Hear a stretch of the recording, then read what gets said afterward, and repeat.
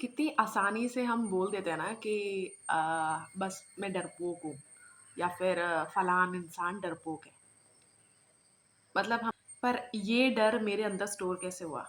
कभी आपको ऐसे क्यूरियोसिटी हुई है कि यार ये इंसान या फिर मैं इतना डरपोक क्यों हूँ? या फिर इस स्पेसिफिक चीज़ को लेके इतना डर क्यों जाती हूँ मैं जाता हूँ? कभी आपने ऐसे सोचा है?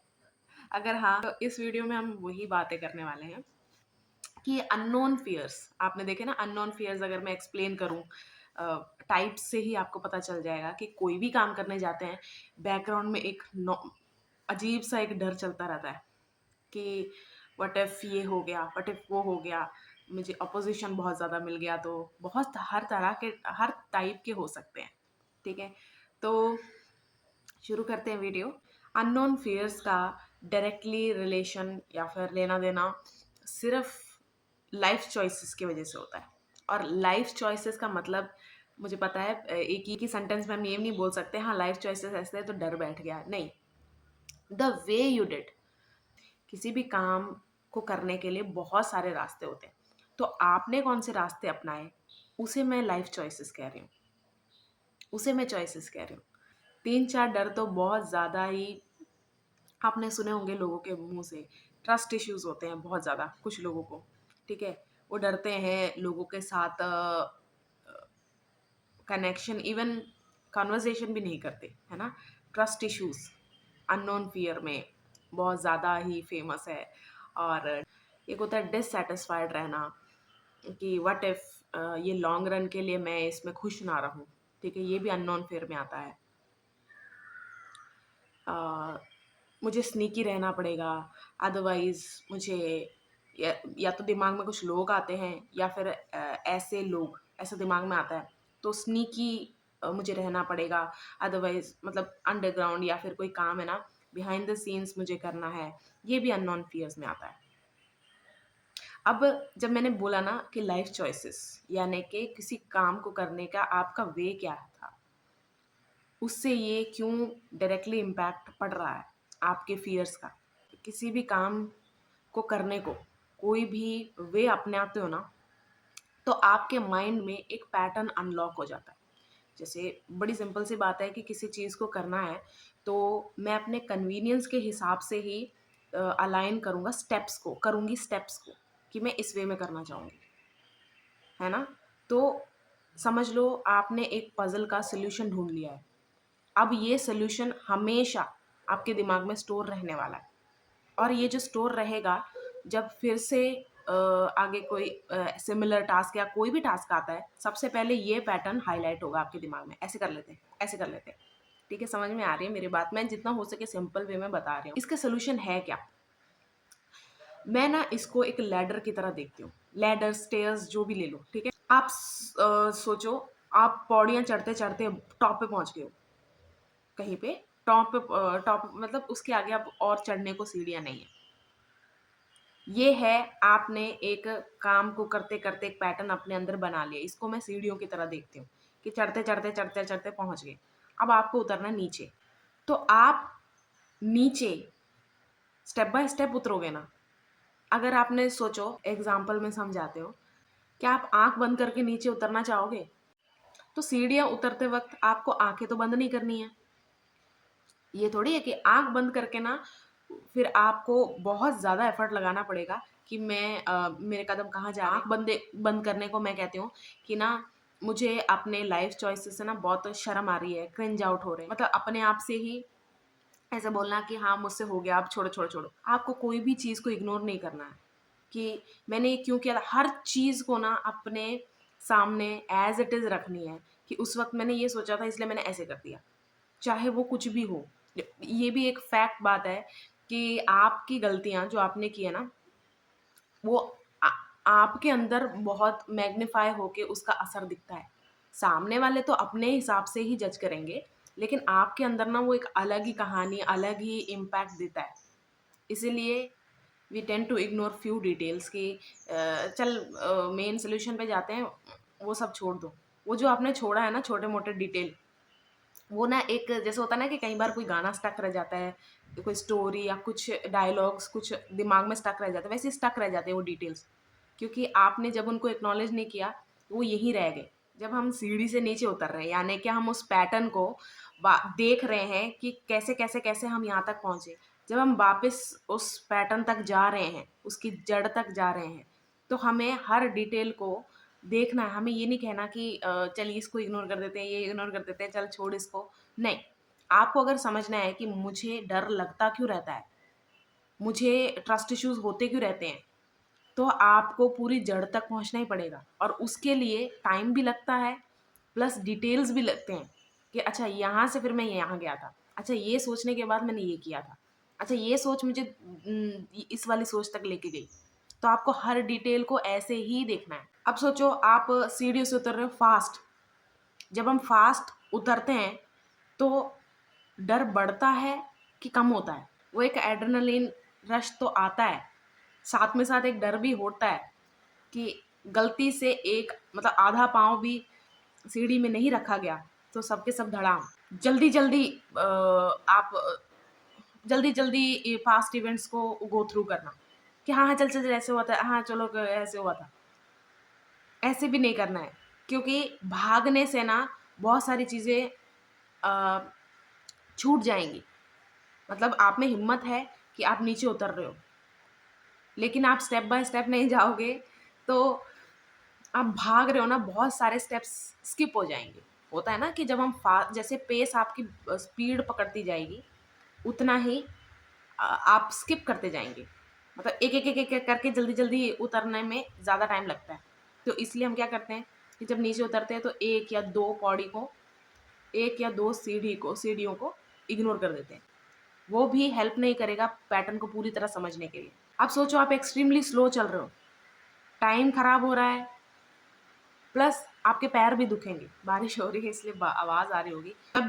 जब मैंने बोला ना आपको कि कोई भी जैसे कई बार आपने कोई मूवी देखी होगी, गाना सुना होगा, अचानक से एक बैकग्राउंड में कोई इंस्ट्रूमेंट बज रहा है, या फिर वो कोई मूवी देख रहे हो तो कोई डायलॉग ऐसा है जो इतनी बार आपने मूवी देखी लेकिन वो एक सीन या फिर कोई डिटेल उस सीन में मिस आउट हो गया आपसे और बहुत इंपॉर्टेंट है वो। तब आपको जो एक रियलाइजेशन हिट करते हैं ना कि अरे ये भी है इसमें, अच्छा ये इसका कंटिन्यूएशन है, अच्छा ये ऐसे, मतलब वो होता है ना एकदम से माइंड सुलझा लेता है।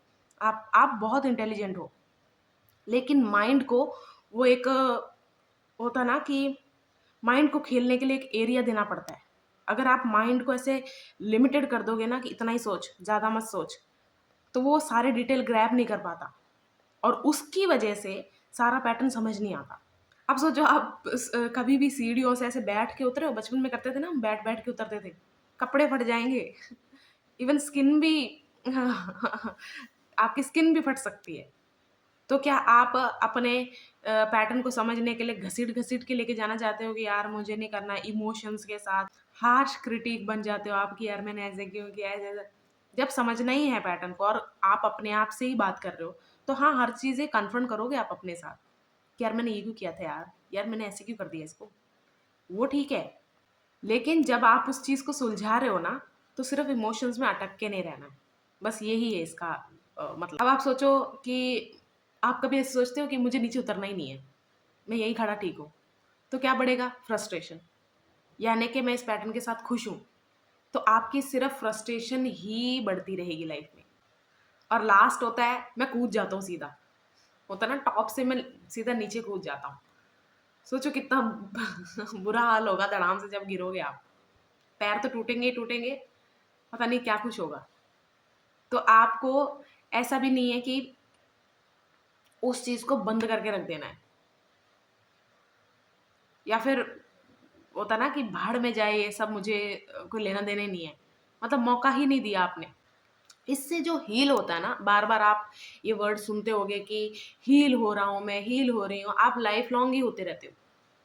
ऐसा नहीं है कि एक बार हो गया अब लाइफ के लिए मैं सब सॉर्टेड हो गया है, ऐसा नहीं होता है। हील का मतलब ही ये है कि पैटर्न को समझ जाना, उसको सुलझा लेना, और ये वाला थॉट मुझे अगला किस थॉट पे लेके जाएगा इसको समझ लेना, यही है हील होना।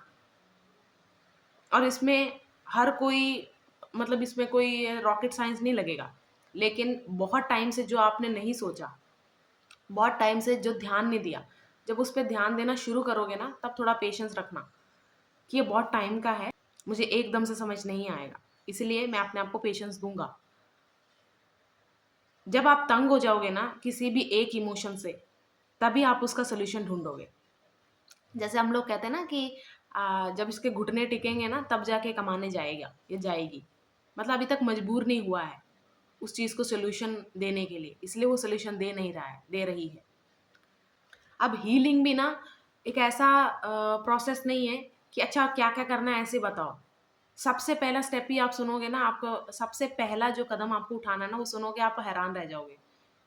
आपको ऐसा लगेगा अच्छा ये करना होता है? सबसे पहले होता है पॉज़ लेना। आपको ही समझ नहीं आ रहा आपका दिन या माइंड खराब क्यों रहता है? आपके कोई भी कोशिश करने से, आपके एक्सटर्नल एफर्ट्स का आपके अंदर कोई फ़र्क क्यों नहीं पड़ रहा है? आपके फ़ियर्स का जैसे आपका फ़ियर है कि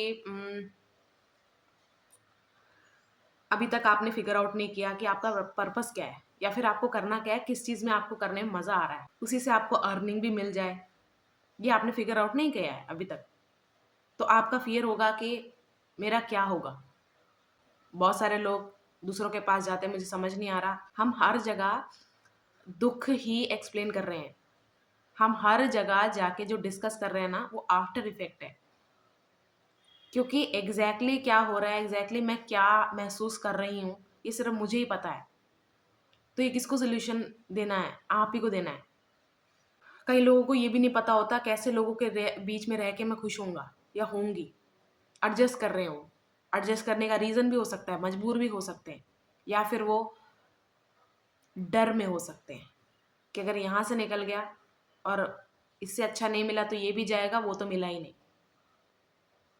ये होते हैं अननोन फ़ियर्स।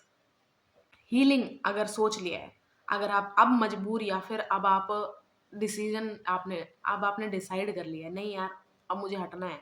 मुझे ये डर अब ख़त्म करना है अपने अंदर से। इसको लेके कब तक जीऊँगी या जीऊँगा। नहीं मुझे ये हेल्प कर रहा जीने में या फिर एक अच्छी ज़िंदगी जीने में। तो आप क्या करोगे? सबसे पहले आपको पॉज़ लेना है और पॉज़ का मतलब क्या होता है ना, एकदम से आप हर उस चीज़ को ना बोल दो, जो आपका जितना भी बचा-कुचा पीस है ना, शांति है, वो भंग कर रहा है। और हर उस चीज़ को येस बोल दो, जिसमें आपको थोड़ा-सा भी खुशी मिल रही है। अब जब मैं ये बोल रही हूँ, तो फालतू में ये मत सोचना कि मुझे तो शराब पीने मज़ा आता है, ऐसे ये सब की बात नहीं कर रही हूँ मैं। जो और उस शराब से आता भी नहीं है पीस।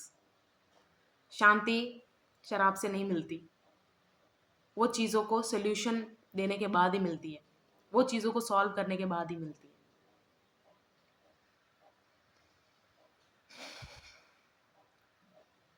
तो पॉज़ टाइम आपको लेना है और इस पॉज़ टाइम में आप कन्फ्यूज़ ही होगे।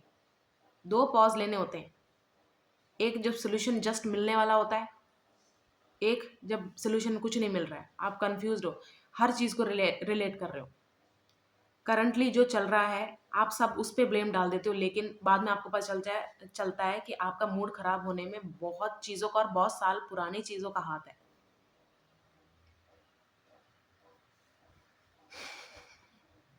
वो जो करंटली चीज़ चल रही है, वो होता है ना कि एज में आपको पहुँचाया उस चीज़ ने। इसलिए आपको लगता है कि सबसे बड़ा मेजर रोल तो इसने किया है। लेकिन जब आपको पता चलता है ना, आप बर्नआउट हुए होते हो कि ये चीज़ मैं बहुत पहले से करता आ रहा था, करती आ रही थी, या ये चीज़ बहुत पहले से होता आ रहा था मेरे साथ। लेकिन मैंने एड्रेस नहीं किया, मैंने एक्सेप्ट नहीं किया, इसलिए ये चीज़ बढ़ती गई और यहाँ तक पहुँच गई। वो लास्ट वाली चीज़, चलो हर किसी के केस में हम थैंक यू नहीं बोल पाएँगे, क्योंकि क्या पता किसके साथ क्या-क्या हुआ होगा। लेकिन वो लास्ट वाली चीज़ ना, जो रॉक बॉटम हिट करने के बाद भी वो चीज़ रिपीट हुई होती है, उसका थैंकफुल होना ही चाहिए हमें, कि चल इस वजह से ना ये सारा सॉल्व होने वाला है अभी। तो पॉज़ टाइम में ना आपको किसी को खुश नहीं करना, किसी को इम्प्रेस नहीं करना, कुछ नहीं है। पॉज़ टाइम मतलब यही, अपने आप जब आपका माइंड बोले मुझे कुछ नहीं समझ में आ रहा, मुझे कुछ नहीं समझ में आ रहा, सच है ये। यही अपने आप को एक्सेप्ट करना है, मुझे कुछ नहीं समझ में आ रहा यार। अगर आप अपने साथ रियल रहोगे ना, जो दिमाग में चल रहा है वही आपकी ज़ुबान पे होगा ना, सॉल्यूशन बहुत जल्दी आपके पास आएगा। 1 हफ्ता हो सकता है, 1 महीना हो सकता है, क्लूलेस ही रहो। हमेशा इंटेलिजेंट दिखना है या फिर हमेशा एक इमेज जो पर्सोना बनाया हुआ है वैसी दिखना है, इतने प्रेशर में क्यों रहना है? क्लूलेस ही रहो।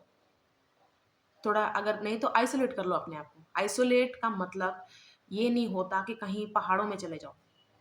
आइसोलेट मतलब अपने घर पे भी रहो ना, तो थोड़ा टाइम बैठे अपने फैमिली के साथ, खाना वाना खाया, फिर अपने रूम में जाओ या फिर टहलने चले जाओ।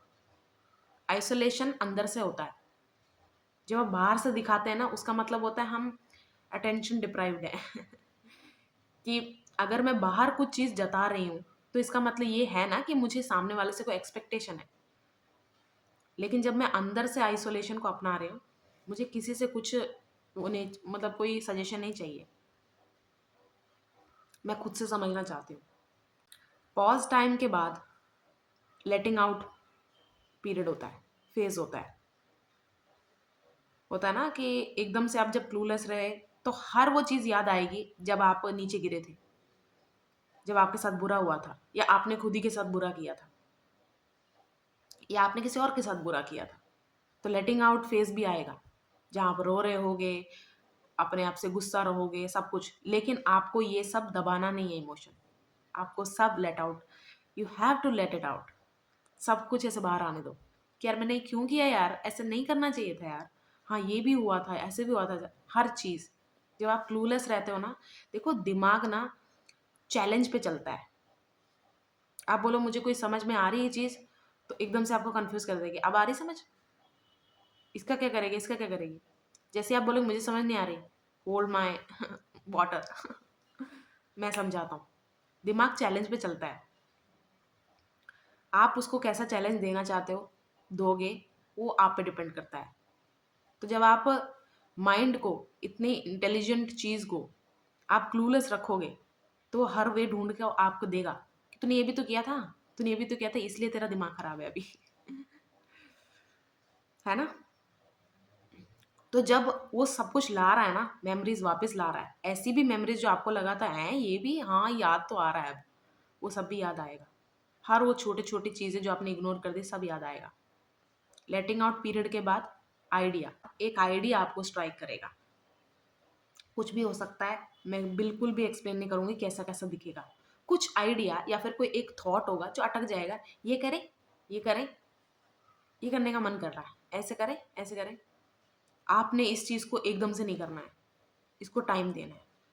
और इसको टाइम इसलिए नहीं देना कि आपको डर लग रहा है, अच्छे से इंस्पेक्शन पीरियड बोलती हूँ मैं इसको। अच्छे से इसको देखो, इस आइडिया को, मतलब इसकी पॉसिबिलिटीज़ देखो, कहाँ तक ये आइडिया लेके जा सकता है आपको, या फिर क्या क्या हो सकता है, इसके आफ्टर इफेक्ट्स क्या होंगे। वो इंस्पेक्शन पीरियड हुआ, इसको आपको अपने माइंड में डेवलप करना है। समझ लो आपका माइंड ना थोड़े टाइम के लिए एक वूम्ब बन गया है जहाँ पर बेबी डेवलप हो रहा है। डेली चोर्स करते वक्त आपको ये आइडिया याद होना चाहिए, उसके कुछ कुछ अलाइनमेंट पे कुछ कुछ थॉट्स आएंगे, हाँ ये भी इससे मिलता जुलता है, इससे अटैच कर देता हूँ आइडिया से। ऐसे ऐसे आपको करता रहना है, मतलब उसको उसको डेवलप करना है। ऐसे नहीं कि हाँ अब मुझे इस चीज़ के बाद एक ब्लेसिंग मिली है, या फिर बहुत टाइम बाद मुझे कुछ आइडिया आया है, तो इसको एज इट इज़ कर देती हूँ मैं। एज इट इज़ मैं इसको प्रेजेंट कर देती हूँ, क्योंकि फिर से मैंने वही कहा, माइंड को आप चैलेंज दोगे ना तो वो आपको आंसर्स ला के देगा। अगर आप कहोगे कि ये तो मैं आराम से कर सकता हूँ, तो माइंड पॉसिबिलिटीज़ लाता है कि किस किस चीज़ों में नहीं कर सकते आप। और कोई चीज़ अगर आप कह माइंड को कहते हो ये मैं नहीं कर सकता यार, तो अचानक माइंड में एक या दो सोल्यूशन आते ही हैं उस चीज़ के, ये करके देख ले ऐसे हो जाएगा। तो उस आइडिया को आपने डेवलप करना है। कैसे? फिर से माइंड को क्लूलेस रख के कि आइडिया तो आ गया लेकिन इसके लिए मैं तैयार नहीं हूँ, मेरे को इसका स्टेप नहीं पता। फिर अचानक से आपका माइंड आपको बताएगा या यहाँ सर्च कर ले, या फिर ऐसा ऐसा लिख के सर्च कर ले, क्या पता इसके और डिटेल मिल जाए। ऐसे ऐसे ऐसे आप उस आइडिया को डेवलप करते जाओगे, और देखते देखते ना वो चीज़ एक फुल प्रॉपर एक आइडिया से, फीटस से वो प्रॉपर एक बेबी का फॉर्म ले लेगा। वो आइडिया इतना फंक्शनल हो जाएगा कि इससे आपके हर स्किल्स भी उसमें यूटिलाइज होंगे, प्लस अर्निंग भी होगी आपकी। नेक्स्ट फेज होता है क्लैरिटी वाला। क्लैरिटी का मतलब जब मैं बोल रही हूँ ना यहाँ पर, उसका ये है कि मैं चीज़ों पे कैसे रिएक्शन और क्या सोच के चीज़ें करता हूँ, करती हूँ, इतनी क्लैरिटी आपको मिल जाएगी। क्लैरिटी से एक्सेप्टेंस बढ़ती है आपके अंदर। और यहाँ भी आपको थोड़ा पॉज लेना है, क्योंकि जब आप अपने लिए अपना कुछ एक्सेप्ट कर रहे होते हो ना, फिर से आपका क्रिटिक जागता है, फिर से पॉज लेना है आपको कि हाँ ठीक है, मैं ऐसा हूँ या ऐसी हूँ और इन उन कारणों की वजह से हूँ, लेकिन मैं अपने आप को एक सेकंड चांस देती हूँ लाइफ में। कई बार लाइफ आपको सेकंड चांस देती है और कई बार आप अपने आप को सेकंड चांस देते हो। बहुत बार ऐसा होता है कि हम ही नहीं रेडी होते अपने आप को सेकंड चांस देने के लिए, इसीलिए हम डिले करते रहते हैं। डिले किस चीज़ को? अपने वो जो होता है ना पीसफुल फ्यूचर को हम डिले करते रहते हैं। तो ये जो सेकंड पॉज टाइम है, यहाँ एक्सेप्टेंस आएगा। आप इतने वाइज बन के निकलोगे ना कि आपको भी हैरानी हो जाएगी कि क्या सोच के मैंने हीलिंग जर्नी शुरू की थी, क्या बन गया हूँ मैं या क्या बन गई हूँ। अब लास्ट फेज, जहाँ आपको ये जो पैटर्न है जिससे फियर आपके अंदर बना है, इसको डिनाई करना है। जैसे हम सब बोल तो देते हैं कि चलो मैं एक एग्जांपल लेती हूँ। जब भी आप कर्जा लेते हो ना, आप जल्दी लौटा नहीं पा रहे हो, लेकिन और इस वजह से आपने बहुत सारा कर्जा ले लिया है, लेकिन नेक्स्ट कोई चीज़ आप शुरुआत करने जा रहे हो, फिर से आप कर्जा ही ले रहे हो। जब आप दे नहीं पा रहे थे उस पीरियड में आप सोच रहे हो कि यार अब से मैं कर्जा नहीं लूंगा या लूंगी, लेकिन जैसे ही आपने कुछ नया स्टार्ट किया, कुछ भी है, दिया आपने कर्जा ही। ये पावर होता है पैटर्न को टेक ओवर होने देना, अपने ऊपर होने देना कि यही एक रास्ता है, क्योंकि पिछली बार भी इस रास्ते से मेरा काम तो हुआ था। आफ्टर इफेक्ट्स एकदम से धुंधले हो गए कि संभाल लेंगे। कर्जा लेना अगर आपकी बुरी आदतों में आता है तो इसको सीखना पड़ेगा। कर्जा मैं लेता क्यों और कैसे मैं पक्का हो जाता हूँ डिसीजन में, ये पैटर्न आता कहाँ से है, ये भी समझना पड़ता है। तो आप पैटर्न को डिनाई कैसे करोगे? पैटर्न को डिनाई ही तब करोगे जब पैटर्न को पूरी तरह समझ लिया और उसके आफ्टर इफेक्ट्स को हाईलाइट करो अपने दिमाग में कि मुझे ऐसे नहीं करना है, स्मॉल अमाउंट में भी नहीं करना है कि चलो इस पैटर्न से 2-3 चीज़ें उठा लेता हूँ, बाद में कुछ इसको मॉडिफाई कर देते, इंप्रूव कर देता, ऐसे अप्लाई कर दूंगा अपनी लाइफ में। बिल्कुल नहीं, मुझे करना ही नहीं है, बिल्कुल डिनाई। और ये जो मैंने सारे फेज बताए ना, पॉज वाला, आइडिया आना, सब कुछ, इसमें आपका पता है क्या स्ट्रेंथन हो रहा होता है? डिनाई करने की पावर आ रही होती है आपके अंदर। अपने गलत पैटर्न जो अनलॉक हो गए उनको हावी होने देने से डिनाई करने का स्ट्रेंथ बनता जाता है आपके अंदर। इस वीडियो का एक प्लॉट ट्विस्ट है, आपके लाइफ चॉइसेस में ना, समझ लो आपने कुछ ज़्यादा प्रैक्टिकली कुछ नहीं गलत किया, यानी कि एक्ट आउट नहीं किया अपने डिसीजंस को, लेकिन आप गॉसिप बहुत करते हो, चुगलियाँ। अगर आप 20 साल से छोटे हो एक अलग बात है, आप इतना आपको अकल नहीं आई है, 20 साल के बाद भी आप ये सब कंटिन्यू रख रहे हो कि आपको अपने माइंड को सूद करने के लिए या फिर एक एंटरटेनमेंट फील करवाने के लिए आपको गॉसिप बहुत ज़रूरी है। चुगलियाँ एक ऐसा चीज़ है जिसका इम्पैक्ट हम अपने अंदर नोट करने में कई बार असफल रह जाते हैं।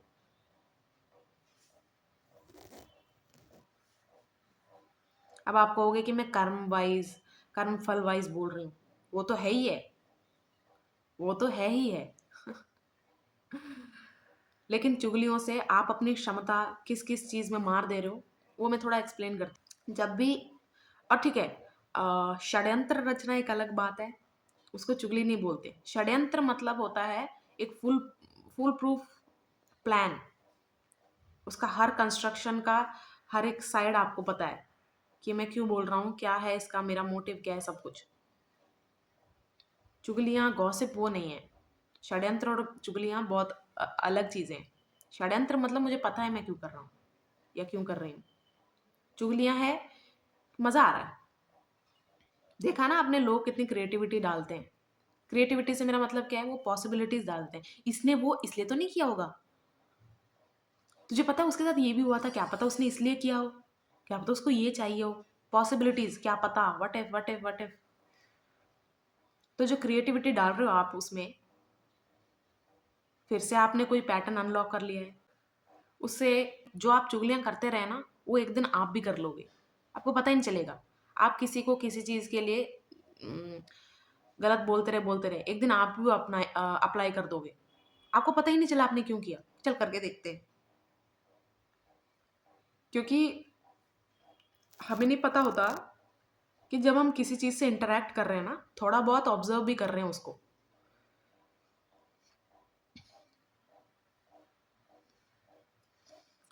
दूसरी बात ये भी है कि जैसी चुगलियाँ, जैसी गॉसिप्स आप करोगे, वैसे वैसे लोग भी आप अट्रैक्ट करोगे। कभी ऐसा हुआ है कि जो आपके साथ बैठ के गॉसिप कर रहा है वो आपकी गॉसिप कहीं ना कर रहा हो? ऐसा कभी हुआ है? नहीं हुआ है। प्लॉट ट्विस्ट इस वीडियो का मैंने इसलिए बोला, चुगलियाँ या गॉसिप करते वक्त ना, चाहे वो दोस्त के साथ है, फैमिली के साथ बैठ के कर रहे हो या कुछ भी है, कि हाँ मैंने ये बात कई बार थोड़ी बताई है, मेरे फैमिली वाले बाहर नहीं बताएंगे, या फिर मेरा बेस्ट फ्रेंड या फिर मेरे जो दोस्त है जिसको बता रहा हूँ वो बाहर नहीं बताएगा ये सब। तो मैं उसका कैरेक्टर असासिनेशन नहीं कर रहा हूँ बाहर जाके, अपने दोस्त के साथ कर रहा हूँ। चीज़ ये भी है, गॉसिप करते वक्त ना आप अपने इमोशंस भी डाल रहे हो उसमें। क्या पता आप उस इंसान से दुखी हो, गुस्सा हो, तो आप अपने इमोशंस भी इन्वॉल्व कर रहे हो उसमें। तो वो आपकी लाइफ का एक पार्ट ही बन जाते हैं, आपको पता ही नहीं होता कि ये इंसान मेरी लाइफ का पार्ट क्यों है। गॉसिप करते हो उसको, उसको जीते हो आप,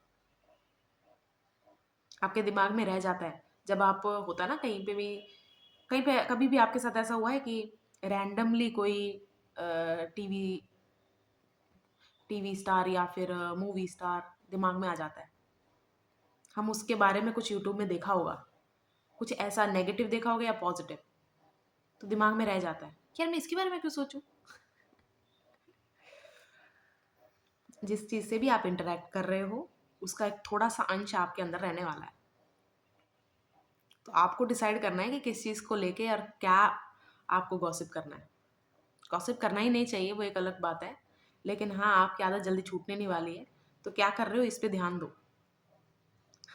कई बार हम ऐसे बोलते हैं ना कि हम तो प्रवचन ले रहे हैं आपसे, चुगली मत करो, ये मत करो, लेकिन बड़े बड़े सेलिब्रिटीज़ बन चुके हैं, जो गलत काम कर रहे हैं उनका तो देखो कितना अच्छा चल रहा है, और दिख भी रहा है। ऐसा नहीं है कि हम सोच रहे हैं कि उनका अच्छा चल रहा है, दिख रहा है उनका अच्छा चल रहा है। जब हम माया में फंस जाते हैं ना, इल्यूजन में, तो क्या इग्नोर हो रहा होता है? After effects. ये जितना पैसा बनाया ना गलत कामों से, आफ्टर इफेक्ट्स इन पैसों से भी नहीं सही होने वाले। और मैं भी ऐसे ही सोचती थी, अगर ये इतने गलत है तो ये इतना बड़ा स्टार क्यों बन गया है? ताकि उसकी रीच बढ़े, उसका एक्सेस बढ़े, उसको सारे लोग देख पाएँ। उसके बाद उसका कच्चा चिट्ठा बाहर आता है, ताकि वो एक ऐसा उदाहरण बन के रह जाए जो सबको याद रहे, सबको दिखा है। मुझे बस फेमस होना है, कुछ भी करके हूँ। फिर ये जो कुछ भी किया है ना, बाद में कुछ भी याद नहीं रहेगा कि क्या क्या किया था यार, जो मैं यहाँ आके गिर चुका हूँ, गिर चुकी हूँ। और ऐसे इन सभी लोगों के पास जो गलत काम करते हैं, करवाते हैं, इन सब के पास एक चीज़ की कमी हो जाती है, ये गायब ही हो जाती है ये चीज़ उनके लाइफ से, चैन की नींद। या तो उनको पिल्स लेने पड़ रहे हैं, कोई थेरेपी, कुछ भी, कि हमारी तरह नहीं है, हमारी तरह मतलब अगर आप अच्छे काम करते हो, बाकी सब तो ठीक है, दिन में आप रोए सब कुछ, लेकिन जैसे लेटते हो आपको नींद आ जाती है। एक अच्छा दिल वाला बहुत चैन की नींद सोता है, इसलिए अंदर से उसकी बॉडी मजबूत होती है, या फिर आगे और अगला दिन जीने के लिए उसमें ताकत आती है। क्यों? नींद बहुत अच्छी ले रहा है। नींद कितनी इंपॉर्टेंट है आपको पता है, मेडिकली भी देख लो आप। तो मैंने ये सारी वीडियो बनाई है, इतनी बातें मैंने की हैं, इससे आपको कुछ कुछ समझ में आया हो, चाहे बहुत कुछ समझ में आया हो, या फिर कुछ भी समझ ना आया हो, तीनों का आपकी लाइफ में फर्क पड़ेगा। जैसे मैंने कहा ना, आप जिस चीज़ से भी इंटरेक्ट करोगे उसका एक छोटा सा अंश आपके अंदर रह जाएगा, और ये एक सीड की तरह काम करेगा। जो कोई भी वीडियो, मेरी वीडियो अकेली नहीं, एक सीड की तरह काम करेगा कि ओ मैंने सुना तो था, ओ इसका मतलब ये था, ओके। तो आपके अननोन फियर्स, कैसे आपने चीज़ों को किया, उन चीज़ों के वजह से अभी लाउड है आपके अंदर। अब आप समझ गए हो कि आपको इन डर के साथ नहीं जीना, तो आप सबसे पहले यही फिगर आउट करने की कोशिश करना कि डर आए कहाँ से हैं। मैं ऐसे क्या करता था, करती थी, सोचता था, सोचती थी।